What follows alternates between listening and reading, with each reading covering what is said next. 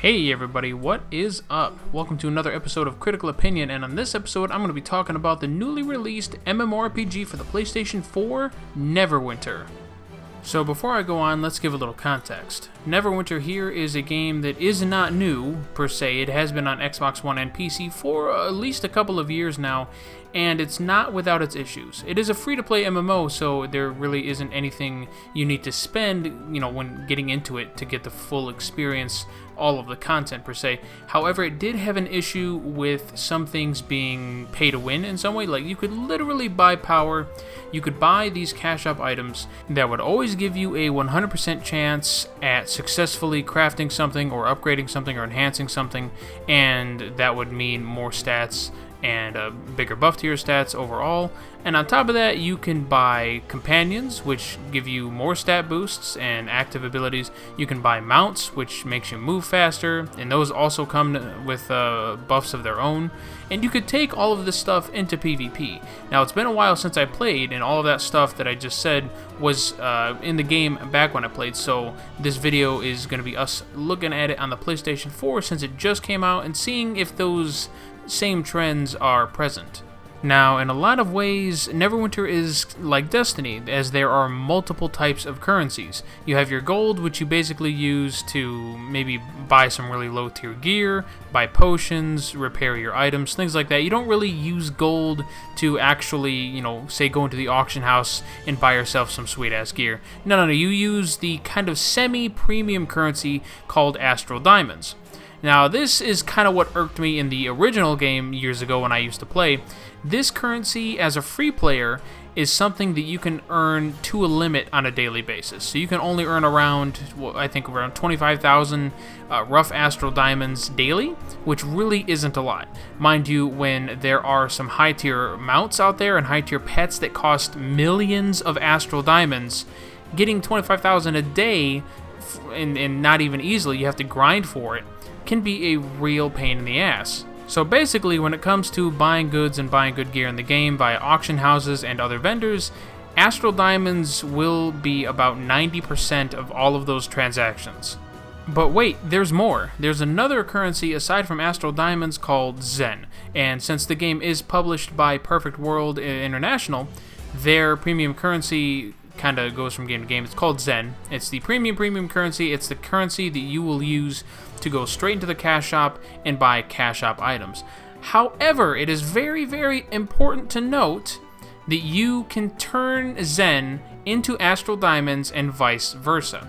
So if you're the kind of player that has a lot of Astral Diamonds, maybe because you got lucky with a couple of drops in dungeons, which is all RNG, and you are very unlikely to do so, you can sell that for Astral Diamonds and turn that into Zen and then buy some cash shop items. So that's pretty cool. But likewise, you can literally retroactively buy power by buying Zen and then transferring all of that into Astral Diamonds and then just having a shopping spree and just buffing your character like you wouldn't believe. So after extensively going through the auction house and the cash shop and a lot of the Astral Diamond vendors and looking at all of what they're selling as well as what they're selling provides buff-wise and stat-wise, it's safe to say that the game still suffers from the same problems that it used to years ago when I played it on PC, and then some.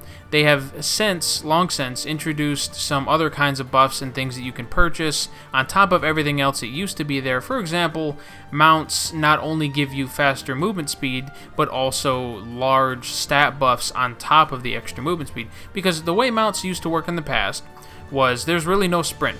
There's movement skills, per se, that have a short cooldown, and you don't really use them to get around. You use mounts all the time. It's not like the Elder Scrolls Online in that regard. So mounts usually start at a 50% movement speed boost, which is, it's not bad. It helps, it really does. But if you really want the really fast mounts to where you can get places a lot faster and save yourself a lot of downtime, you're going to want to go from the green rarity to the purple rarity, which is like 2 rarities up, and these are the mounts that cost upwards of 500,000 to 1 billion Astral Diamonds, or up to $35 in the cash shop. That's right, all of these mounts in the cash shop cost at least $20 or more. But hey, that's why they're selling for $1 million plus on the auction house. Supply and demand, right? Now, item rarity in this game goes from green to blue to purple, and then I believe to orange. Anyway, most of these mounts are purple, and those are the ones that cost a bunch. The regular mounts that you can get relatively easily are green. The green mounts give you the 50% movement speed buff and nothing else. No other buffs of really any kind, unless it's maybe a special mount from maybe an in-game event or something. I'm not entirely sure, but they might exist, they might not. However, the purple mounts, on the other hand, are the ones that give huge stat bonuses, or large amounts of stat recovery, or maybe a bunch more crit. And on top of that, their movement speed isn't 50%, it's 110%.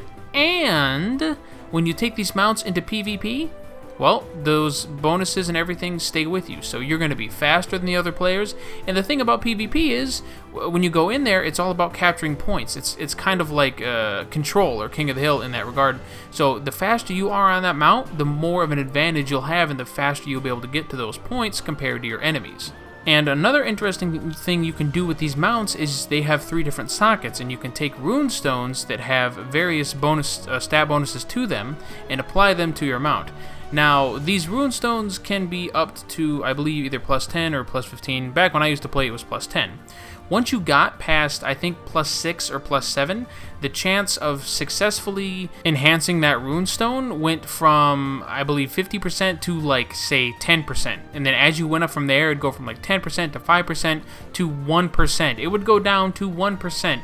So you would be grinding at this repeatedly, wasting so many freaking resources trying to get that 1%. Or you could spend $10, buy a Coalescent Ward, and then it's guaranteed to successfully enhance 100%. $10 per enhancement, which is ridiculous.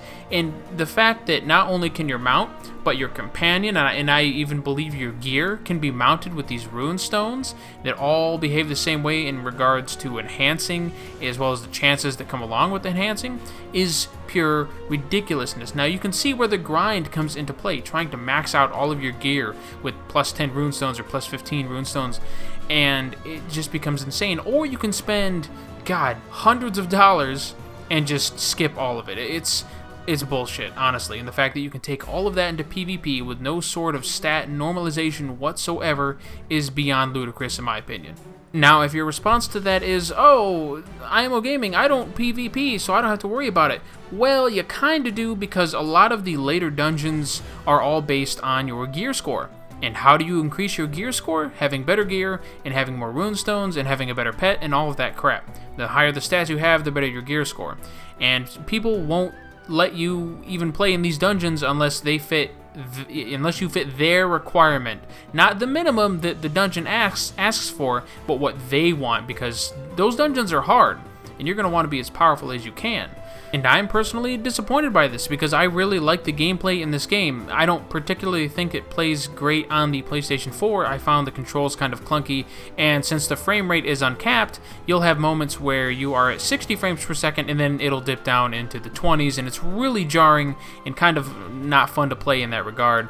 And joyously enough, the frame rate does dip into the 20s fairly often, which is kind of sad. I can't even imagine how far they would dip once you got to the later dungeons, where there's like 50-something enemies on screen. It'll be a slugfest or a slideshow, I guarantee it. But at the end of the day, if you can get past the fact that the game was designed to be a grindy MMO, or spend money to bypass all that grind, if you can get your head kind of around that game design, then you really won't have too much of an issue with this game. It's still pretty fun. It's free, of course. It's not like, Final Fantasy 15, which you have to spend money to get the expansion and all that. And it's like same with ESO. You got to spend the $30-$60 to buy the game and all that. However, everything that you do in games like The Elder Scrolls Online and Final Fantasy 15 or 14, I'm sorry, it's all designed around balanced gameplay. There are no aspects of the game that will require you to grind excessively. It will never ask you to grind excessively or else spend money to pass that grind. It's all balanced because you've already spent your money. And sadly, that is not the case with Neverwinter. So give it a shot. It's on the PlayStation 4. It's on the store. You know, it's free. Give it let me know what you think. I'd love to hear your thoughts on the comments down below. And personally, to me, it's too pay to win. I hate the idea of being able to buy power and then taking that into PvP, because I love PvP and I love balance. It's got to be balanced or I am not going to be happy. I mean, you've seen me make videos about slight imbalances in Paragon. Imagine what kind of videos I would make if I was really into this and really into the PvP and just like, whoa, this guy is like, no, it's insane. I didn't even talk about the companions that you can have. The green ones that you can get on the cheap are just terribly shitty compared to the ones that you can buy that are purple grade quality and that have multiple active and passive bonuses and do all of these cool things for you that the other ones don't do. It's just, I don't even want to be a part of it. It's sad to say, I was looking forward to this game for like a year coming to the PlayStation 4. I was like, oh man, I hope it's changed and improved. The only thing that's changed is they've just added more free content and expansions, but it's just all a slog. Now, that's not to say that the game can't be fun and rewarding, because it can be at times. It's fun playing with friends, the dungeons are fun, the endgame PvE content is fun, and the PvP can be fun as long as your character is strong enough to put up with those who potentially buy their own power. But at the end of the day, I just personally don't like the way it's designed, because as a free player, I always feel like I'm being restricted or held back in some way, while those who spend money, those who get the VIP service, those who buy the really awesome mounts and the really awesome companions and spend $50, $100 buying millions of Astral Diamonds, always have the advantage and are propelled through the game at light speed, while I have to sit back and just hammer away at some menial task. It's annoying. I don't like that design, and I want to stick to games that is balanced for everybody. So again, let me know what you guys think in the comments down below. What is your take on this whole issue? Do you think that's balanced? Do you think you should be able to buy things and then take them straight into PvP or PvE without any sort of normalization or equaling of stats? We'll have a discussion about it. That'd be pretty cool in my opinion. Hit that like button on your way out. I'd also greatly appreciate that. We'll see if we can get some more people talking about this, maybe raise some awareness so that Perfect World International or the developers will actually do something about it and make the game a little bit more fair for people who want to play free. If you haven't subscribed yet, now would be a good time. I try to put out videos every 2 days, stuff like this, critical opinions, helpful guides for games like Paragon, Elder Scrolls Online, things like that. So if you haven't done so already, do it now. Thank you for watching. I appreciate your viewership, and I will catch you next time.